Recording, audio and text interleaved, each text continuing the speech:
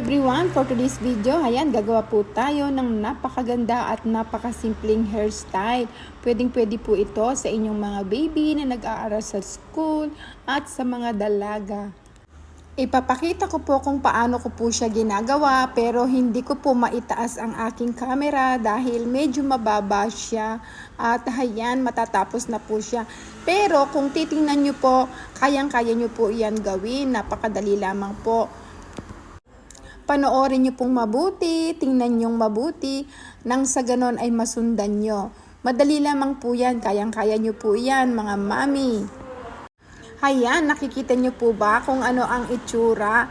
At pagkatapos, pagsasamahin lamang po natin yan, kukuha tayo ng maliliit na hibla sa side. Paulit-ulit lamang po ang ating gagawin hanggang sa matapos. Ganyan lamang po siya, simple lamang po siya. Mga mami, ano pang ginagawa nyo? I-practice nyo na po iyan. Tamang-tama po iyan sa inyong mga baby.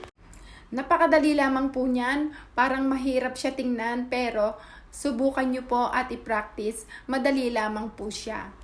Ganyan lamang po, paulit-ulit lamang po ang gagawin hanggang sa matapos mo siya. Sa paggagawa po ng hairstyle, lagi ko pong sinasabi, kailangan malaki ang pasensya mo. At dapat talaga matyaga ka. Siyempre, pag wala kang pasensya at wala kang tiyaga, maiinis ka at hindi mo na siya uulitin at hindi mo na siya pag-aaralan.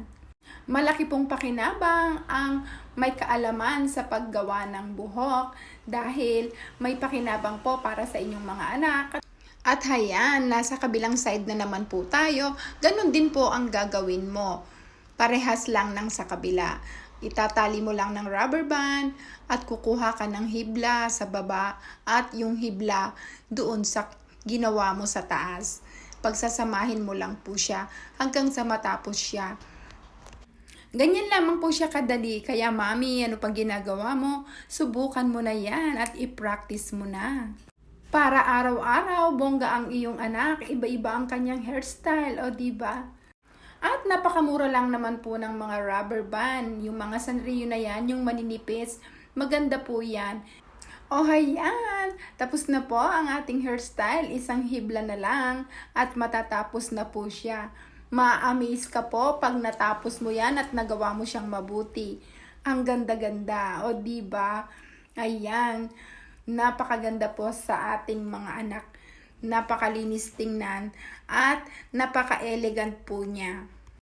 Maraming salamat po sa panonood. Abangan nyo pa po ang marami ko pang i-upload na video hairstyle. God bless you all. Follow for more.